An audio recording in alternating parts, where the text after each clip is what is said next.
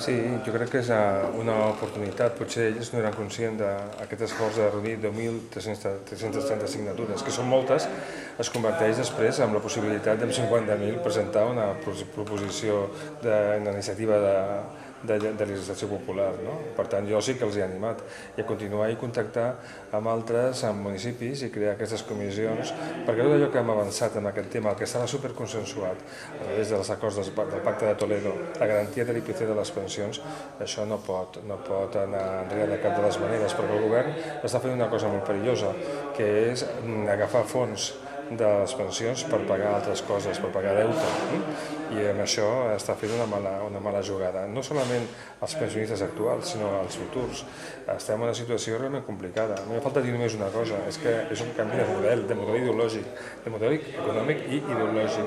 I si això no ens acabem d'adonar que és així, doncs és difícil que comencin a haver-hi solucions. Per tant, pensem claríssimament que aquesta situació que s'està produint, en realitat, si augmenta un 0,25%, les pensions es devaluaran un 20% en els propers 10 anys. Vull dir, cada vegada més pobres, cada vegada més problemes, mentre cada vegada la diferència entre la gent rica i la pobra és major. Han fulminat a l'anomenada classe mitja, la gent que d'alguna manera amb el seu treball, esforç, inclús professionals, formaven un conglomerat molt ampli que realment mantenia el país, i ara estem en una situació realment que cal estar molt atent per evitar que continuï aquest desmantellament. Sí, em fa molta gràcia que se suma també Esquerra Republicana i després resulta que al Parlament voten els pressupostos o donen suport a Convergència. Això és una contradicció. Jo recordo que en un pols que vam tenir darrer, que parlava aquí que vostès, el pressupost de vostès, doncs no conté qüestions de tipus social, tal i qual, i escolti, tot això que vostè ens diu aquí, com és que fa el contrari del que pregona aquí ho fa el Parlament, el seu partit polític. Jo crec que s'ha de ser, en aquest sentit, coherent, i el que passa en un lloc ho tens que defensar a tot arreu i a l'inrevés. En aquest sentit penso que no hi ha una altra possibilitat que prioritzar. És veritat que no hi ha calés, però si prioritzem, el que és primer, o segon, hi ha coses que no s'hi juga. Jo sempre ho diré i ho defensaré absolutament perquè està a la base de les polítiques socialdemòcrates. El que s'ha aconseguit després de tants anys de lluita, amb això no s'hi juga. Jo recordo com era la societat de la meva infantesa i ara hi ha una diferència brutal. Clar, i puc dir, jo no vull que els meus fills tornin, ni els meus ni els de ningú, tornin a quan jo era jove, que vivia feliç, però a la vegada d'una manera que era jo un repartiment de la riquesa molt injust. Què és el que s'ha aprovat i quina afectació té?